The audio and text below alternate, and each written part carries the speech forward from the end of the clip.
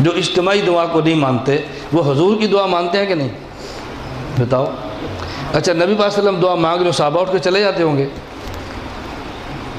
بتاؤ، آپ اس بات پر یقین کر سکتے ہیں کہ حضور پاک دعا مانگ رہے ہو، صحابہ اٹھ کے چلے جائیں؟ تو اس کو تو ذوق ہی نہیں مانتا، پتہ نہیں آپ کیسے مانتے ہیں۔ اچھا جی فرض بعد کلمات کون سے ہیں؟ کہتے ہیں اللہم انت السلام منک السلام تبارک یا ذا الجلال والاکرام۔ میں نے کہا حضور تو آہستہ مانگتے رہے، صحابہ نے سن کیسے لی؟ کیسے سن لی؟ اس کا مطلب اونچی آواز سے مانگی ہے تو سنی ہے نا، نہیں سمجھ آئی بات؟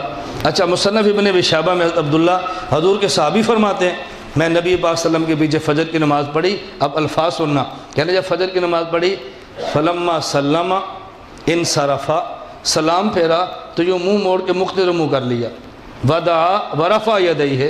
اچھا مقتدیوں کو ساتھ نہیں ملانا تو پیچھے منہ کر کے دعا مانگنے کی ضرورت کیا ہے؟ نہیں سمجھے؟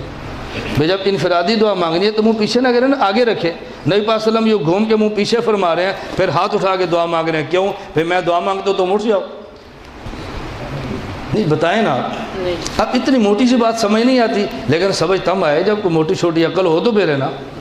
مجھے ایک ساتھی کہتے ہیں جی دعا کریں، غیر مقلد ہیں، یہ سر پہ ٹوپی پہنا کریں۔ میں نے کہا میں دعا نہیں مانگتا۔ مجھے کہتے ہیں کیوں؟ میں نے کہا میں دعا مانگتا ہوں اللہ ان کو عقل دے۔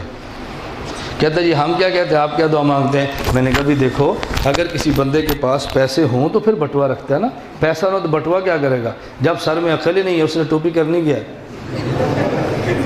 نہیں ٹوپی ہوگی تو حفاظت کے لیے، اس کو عقل ہوگی تو حفاظت کے لیے ٹوپی بھی چاہیے نا، اس میں عقل ہی نہیں ہے اور آپ کہتے ہیں وہ ٹوپی پہنتا پھرے، وہ بیوقوف ہے۔